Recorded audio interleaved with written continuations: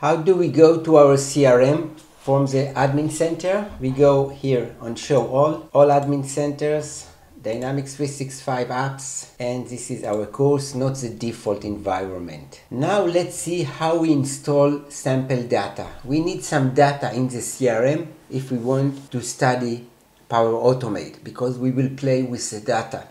Let's see how to install sample data. We'll go to the Dynamics course, settings, data management, sample data, and here at the bottom go ahead and install sample data. It goes in the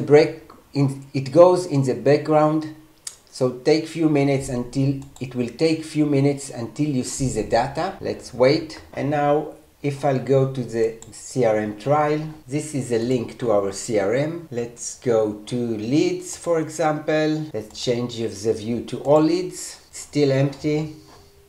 Let's go to contacts, active contacts. Let's wait until we will have the sample data. Here when I click refresh, we have here now sample data.